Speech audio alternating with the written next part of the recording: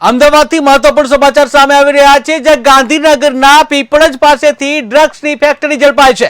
ગાંધીનગરના પીપળજ પાસેથી ડ્રગ્સની ફેક્ટરી ઝડપાઈ, ત્યારે ફેક્ટરીમાંથી સિન્થેટિક્સ ડ્રગ્સનો જથ્થો ઝડપાયો છે।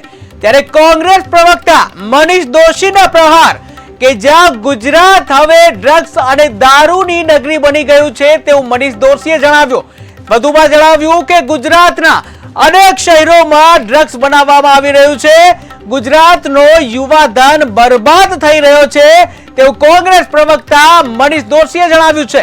તો મહત્વપૂર્ણ સમાચાર અમદાવાદથી સામે આવી રહ્યા છે, જ્યાં ગાંધીનગરના પીપળજ પાસેથી ડ્રગ્સની ફેક્ટરી ઝડપી પાડવામાં આવી છે। ત્યારે ફેક્ટરીમાંથી સિન્થેટિક ડ્રગ્સનો જથ્થો ઝડપી પાડવામાં આવ્યો છે।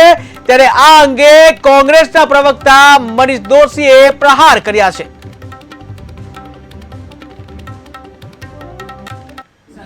ગુજરાતમાં છેલ્લા કેટલાક સમયથી જે રીતે ડ્રગ્સનો વેપલો દરિયાઈ કાંઠે અબજો રૂપિયાનું ડ્રગ્સ ગુજરાતના માર્ગે ઠલવાય અને જેટલું પકડાય એના કરતા અનેક ગણું ગુજરાતમાં અને દેશમાં અલગ અલગ રસ્તે પહોંચે અને એના કારણે યુવા ધન બરબાદ થયેલું છે। ભાજપાના શાસકોએ વિવાદ કરે કે અમે પકડવાનું શરૂ કર્યું, પણ જે રીતે અબજો રૂપિયાનું ડ્રગ્સ આવે છે તો ગુજરાત કેમ એ ગેટવે બની રહ્યો છે ડ્રગ્સ માટેનો।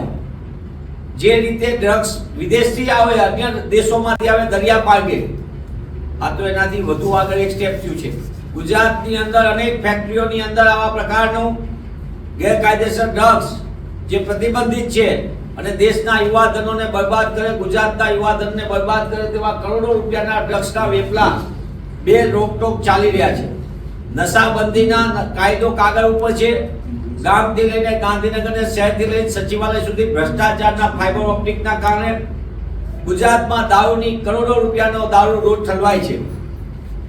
એવા સંજોગોમાં ડ્રગ્સની ફેક્ટરીઓના આકાઓ કોણ છે, આ ડ્રગ્સ ખાણોના સિન્ડિકેટોના મુખ્ય માણસો કોણ છે, આજ દિન સુધી એની ખબર નથી।